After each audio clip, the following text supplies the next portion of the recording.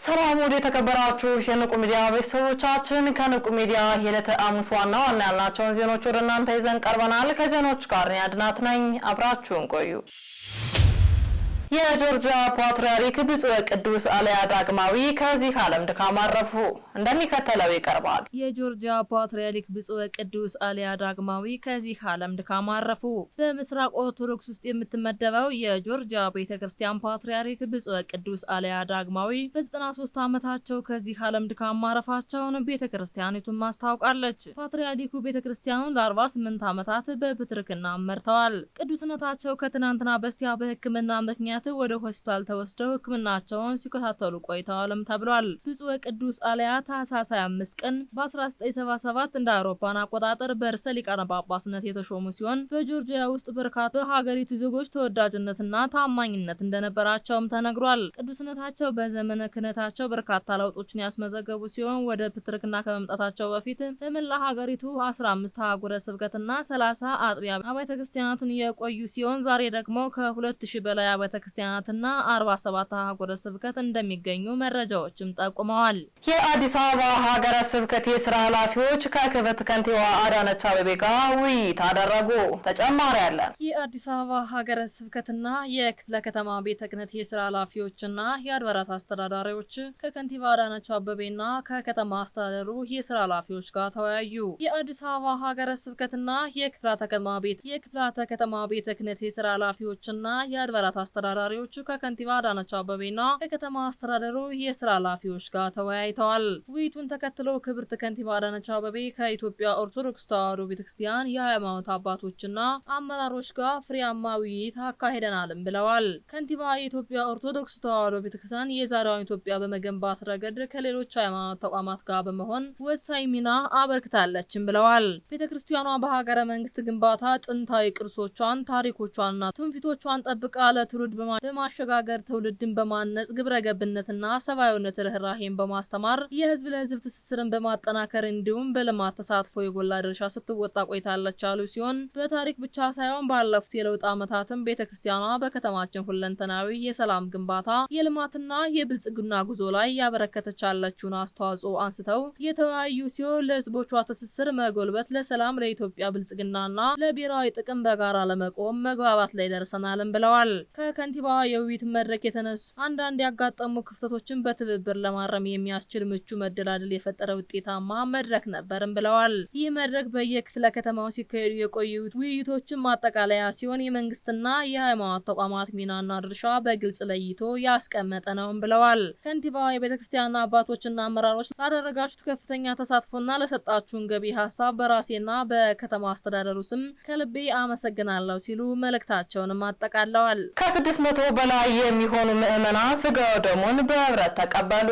ተጨማሪ አለ። በጉዬ መካነ ሕይወት አቡነ ገብረ መንፈስ ቅዱስ ቤተክርስቲያን ከ600 በላይ የሆኑ ምዕመናን ስጋው ደሙን በህብረት ተቀበሉ። በጉራጌ ሀገረ ስብከት በእዣ ወረዳ ቤተ ክህነት በጉዬ መካነ ሕይወት አቡነ ገብረ መንፈስ ቅዱስ ቤተክርስቲያን ከ600 በላይ የሆኑ ምዕመናን ስጋው ደሙን በህብረት ተቀብለዋል። ብፁዕነታቸው በመርሃ ግብሩ ላይ ሲያስተምሩ ምዕመናን እንዲህ ባለ ቁጥር ተገኝተው ለቅዱስ ቁርባን መብቃታቸው የቤተክርስቲያኑን መንፈሳዊ ጥንካሬና የተተኪውን ትውልድ ቁርጠኝነት የሚያሳይ መሆኑንም ገልጸዋል። በዚህ ዘመን ቤት ለቤት በመሄድና በማስተማር ንስሐ በመስጠት ሁሉንም ለዚህ ክብር ማብቃት ሰማዕትነት ነውም ብለዋል። እንደዚህ አይነት መርሃ ግብሮችን አስተማሪና አብነት ስለሆኑ ተጠናክረው መቀጠል እንዳለባቸውም አሳስበዋል። ይህ አገልግሎት የሀገረ ስብከቱን የአገልግሎት ጥንካሬ ብቻ ሳይሆን የደብሩን ጠንካራ አገልግሎትና የምዕመናኑን ቁርጠኝነት የሚያሳይ ነው። ከህፃናት እስከ አዋቂ በርካታ ወጣቶች የሰንበት ትምህርት ቤት አገልጋዮች የዘላለም ምግብ የሆነውን ቅዱስ ቁርባን መቀበል መቻላቸውን የቤተ ክርስቲያን ተልዕኮ ስኬት ያሳያል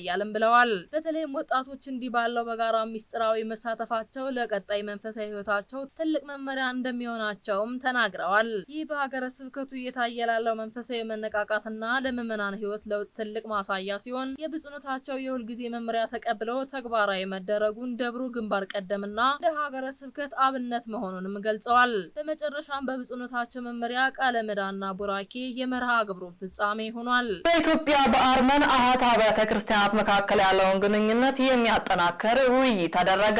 እንደሚከተለው ይቀርባል። በኢትዮጵያ ኦርቶዶክስ ተዋሕዶና በአርመን ኦርቶዶክስ አያተ አብያተ ክርስቲያናት መካከል ያለውን ታሪካዊ ግንኙነት ይበልጥ ለማጠናከር የሚያስችል ውይይትም ተካሂዷል። የኢትዮጵያ ኦርቶዶክስ ተዋሕዶ ቤተክርስቲያን የቅርስ ጥበቃ ቤተ መጻሕፍት ወመዘክር መምሪያ ኃላፊ በኩርቱጋን ቀሲስ ምትኩ ከንቲባ በአዲስ አበባ ከሚገኘው የአርመን ኦርቶዶክስ ቤተክርስቲያን ዋና ኃላፊ ሊቀ ዲያቆናት ቫርተከስ ናልባንዲያ ጋር በመገናኘት በሁለቱም አያተ አብያተ ክርስቲያናት መካከል ባለው ታሪካዊና መንፈሳዊ ግንኙነት ዙሪያ ሰፊ ውይይትም አድርገዋል። በቀድሞው የኢትዮጵያ አርመን ኮሚቴ ኃላፊ የነበሩትና በአሁኑ ወቅት ደግሞ የአርመን ቤተክርስቲያን ዋና ኃላፊ የሆኑት ሊቀ ዲያቆናት ቫርተከስ ናልባንዲ መምሪያ ኃላፊውን በጽሕፈት ቤታቸው ተቀብለውም አነጋግረዋል። በውይይታቸውም በኢትዮጵያ ኦርቶዶክስ ተዋሕዶ ቤተክርስቲያንና በአርመን ቤተክርስቲያን መካከል ለዘመናት የቆየውን አሁንም ያለውን የጠነከረ ወንድማማችነት ሃይማኖታዊ ትስስር በስፋት አንስተው መክረዋል። በኩርቱጋን ቀሲስ ምትኩ ከንቲባ በውይይቱ ወቅት እንደገለጹት በመንበረ ፓትርያርክ ጠቅላይ ቤተ ክህነት በቅርስ ጥበቃ ቤተ መጻሕፍት ወመዘክር መምሪያ ስር የሚገኘውን ሙዚየም ከብፁዕ ቅዱስ አቡነ ባልሲዮስ ዘመን አንስቶ እስካሁን ድረስ 174 ዓመታት ረጅም ታሪክ ያለው መሆኑንም አስታውቀዋል። በመሆኑም የአርመን ቤተክርስቲያን አባቶች እንዲሁም በኢትዮጵያ የአርመን ሀገር አምባሳደር ቤተ መጻሕፍትና በሙዚየሙ በመገኘት ጉብኝት እንዲያደርጉ ይፋዊ ጥሪውን አቅርቧል። በውይይቱ ማጠናቀቂያ ላይም በኩርቱጋን ቀሲስ ምትኩ ከንቲባ በኢትዮጵያ ኦርቶዶክስ ተዋሕዶ ቤተክርስቲያን ሕዝብ ግንኙነት መምሪያ የተዘጋጀውን ድምጸ ተዋሕዶ መጽሔት ለሊቀ ዲያቆናት ቫርተከስ ናልባንዲያን ስጦታም አበርክተዋል። በምላሹም ሊቀ ዲያቆናት ለቤተ መጻሕፍቱ ወመዘክር አገልግሎት እንዲውል ባንዲራን ሳላይ እንዳልሞት በሚል ርዕስ ያሳተመው መጽሐፍ ለመምሪያ ኃላፊውም አበርክተዋል። ይህ ግንኙነት በሁለቱም አብያተ ክርስቲያናት መካከል ያለውን የባህልና የቅርስ ልውውጥ ከማሳደጉም ባለፈ ለወደፊት የጋራ የልማትና የቅርስ ጥበቃ ስራዎች ትልቅ መሰረት እንደሚጥል ይጠበቃል ብለዋል። የቤተ ክርስቲያኒቱን የኢኮኖሚ አቅም የሚገነቡ ግዙፍ የልማት ፕሮጀክቶች ብፁዓን አባቶች ጉብኝት አደረጉ። እንደሚከተለው ይቀርባል። የቤተ ክርስቲያኒቱ የኢኮኖሚ አቅም የሚገነቡ ግዙፍ የልማት ፕሮጀክቶች በብፁዓን አባቶች ተጎበኙ።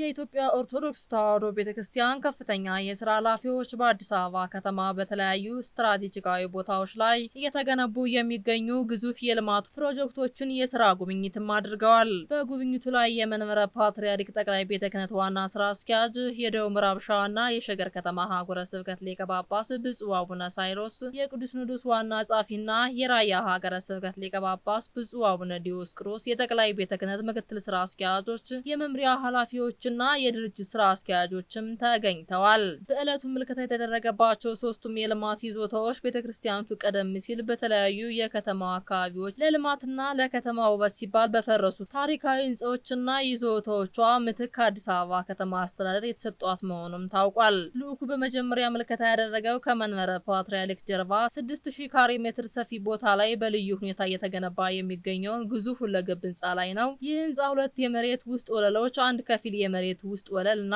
13 ሰማይ ጠቀስ ወለሎችን G+13 ያካተተ ሲሆን ለቤተክርስቲያኒቱ ዘመናዊ የቢሮ ንግድና አገልግሎት እንዲሰጥ ታቅዶ የተቀረጸ ነው ብለዋል። ስለ ግንባታው አፈጻጸም ዝርዝር መረጃ የሰጡን ኢንጂነር አያሌው ፋንቱ በአሁኑ ወቅት እጅግ ወሳኝና አስቸጋሪ የሾሪንግ ስራ 65 በመቶ መድረሱንም ገልጸዋል።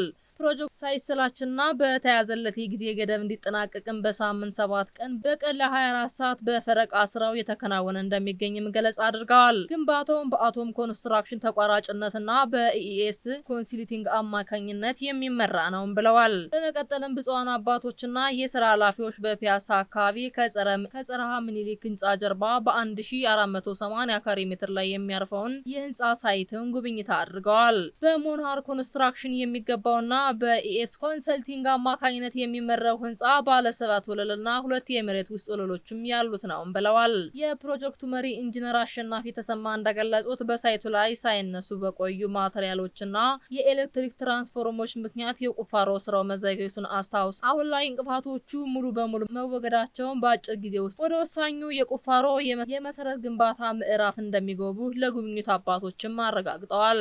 የሉካኖ ቡድን ጉብኝቱን ያጠናቀቀው በአሮጌው ቄራ አካባቢ 870 ካሬ ሜትር ላይ በሚገኘው ሌላኛው ግዙፍ ህንጻ ላይ ይህ ህንጻ 3 የመሬት ውስጥ ወለሎች እንዲሁም 13 ሰማይ ጠቀስ ወለሎችን ማለትም G+13 ያሉት ሲሆን የግንባታው ሂደት በተመለከተ በመሪ መሐንዲሷ ኢንጂነር ሰላምም ገለጻ ተደርጓል። እንደ መሐንዲሷ ገለጻ በአሁኑ ወቅት የሾሪንግ ስራው የተከናወነ ይገኛል። ፕሮጀክቱ በኦርደር ኮንስትራክሽን ተቋራጭነትና በዲዋርክ ኮንሰልታንሲ አማካኝነት እየተመራ የሚገኝ ሲሆን ሲጠናቀቅ ለቤተክርስቲያኑ የገቢ ምንጭ ከመሆኑም ባለፈ ለአካባቢው እድገት ፋይዳ የጎላ እንደሆነም ተመላክቷል። ብፁዓን አባቶች በሶስቱም የልማት ሳይቶች የተከናወኑ የግንባታ ሂደቶችን በጥሞና የተመለከቱ ሲሆን የመሐንዲሶችና የተቋራጮቹንም ገለጻ አዳምጠው ብፁዓን አባቶች የግንባታውን አጠቃላይ ሂደት በዝርዝር ገምግመው በቀጣይ ግንባታው ጥራቱን ጠብቆ የቤተክርስቲያኑን ታላቅነት በሚመጥን መልኩ እንዲጠናቀቅ አስፈላጊውን የአመራር ውሳኔና ይሰጡበታል ተብሎም ይጠበቃል። ብፁዕ አቡነ ሳይሮስና ብፁዕ አቡነ ዲዮስቆሮስ ከደቡብ ሱዳን የውጭ ጉዳይ ሚኒስትር ጋር ውይይት አደረጉ። እንደሚከተለው ይቀርባል። ብፁዕ አቡነ ሳይሮስና ብፁዕ አቡነ ዲዮስቆሮስ ከደቡብ ሱዳኑ የውጭ ጉዳይ ሚኒስትር ጋር ውይይት አደረጉ። ከሁለት ቀናት በፊት ለሐዋርያዊ አገልግሎት ወደ ደቡብ ሱዳን የተጓዙት ብፁዕ አቡነ ሳይሮስ የጠቅላይ ቤተ ክህነት ዋና ስራ አስኪያጅ፣ የደቡብ ምዕራብ ሸዋና የሸገር ከተማ ሀገረ ስብከት ሊቀ ጳጳስና ብፁዕ አቡነ ዲዮስቆሮስ የቅዱስ ሲኖዶስ ዋና ጸሐፊና የራያ ሀገረ ስብከት ሊቀ ጳጳስ በጁባ ደብረ ምሕረት ቅዱስ ሚካኤል ቤተክርስቲያን የደብረ ዘይትን በዓል በደማቅ ሃይማኖታዊ ስነ ስርዓት አክብረው የዋሉ ሲሆን ትናንትናው ደግሞ ከደቡብ ሱዳን የውጭ ጉዳይ ሚኒስትር ሃን አምባሳደር ሞንዳይ ሰማያ ኩምባጋ በጽህፈት ቤታቸውም ተወያይተዋል። በውይይቱ ወቅት ሁለት ብፁዓን አባቶች በርካታ ጉዳዮችን አንስተው የተወያዩ ሲሆን በተለይም የደቡብ ሱዳን መንግስት በደቡብ ሱዳን ለሚኖሩ ወገኖቻችን በይበልጥም ለኦርቶዶክሳውያን እያደረገ ስላለው ድጋፍ ምስጋናቸውንም አቅርበዋል። ብፁዓን አባቶች ከሚኒስትሩ ጋር በነበራቸው ቆይታ በጁባ ላለችው የኢትዮጵያ ኦርቶዶክስ ተዋሕዶ ቤተክርስቲያን ለቅዱስ ሚካኤል ቤተክርስቲያን መስሪያ ቦታ በመንግስት በኩል እንዲሰጥ ጥያቄ ያቀረቡ ሲሆን ቤተክርስቲያኑ ዘወትር በአገልግሎትና ለሀገርና ለዓለም ሰላም ተግታ የምትጸልይ ጥንታዊ ሐዋርያዊና ሁለንተናዊ ተቋም ከመሆኑ አንፃር በምትገነባበት ሁሉ ቤተክርስቲያን በመከተል አገልግሎቷን የምታካሄድ መሆኗን ታሳቢ በማድረግ የደቡብ ሱዳን መንግስት ተግባራዊ ምላሽ እንደሚሰጣቸው ያላቸውን እምነትም ገለጻ አድርገዋል። መጋቢት 10 ቀን 2018 ዓ.ም ከንቁ ሚዲያ ደረሰላችሁ ዜናዎችን ይመስሉ ነበር። ቀሪዎቹን ከቀሪ የንቁ መርሃ ግብሮች ጋር አብራችሁ ቆዩ እያልን እኛ ከወሩ ተሰናበትናችሁ። ሰላም እግዚአብሔር ከእናንተ ጋር ይሁን። ቸር ሰንብቱ። ንቁ ኦርቶዶክስ ተዋሕዶ የጸሎትና የንስሐ መርከብ ማህበር በእግዚአብሔር ፈቃድ በወንድማችን የኔነ ተስፋዬ አስተባባሪነት ከተመሰረተ ጊዜ ጀምሮ ከሚሰጣቸው ዘርፈ ብዙ መንፈሳዊ አገልግሎቶች መካከል የሐዋርያዊ አገልግሎትና ያሬዳዊ ዝማሬዎች አንዱ ነው።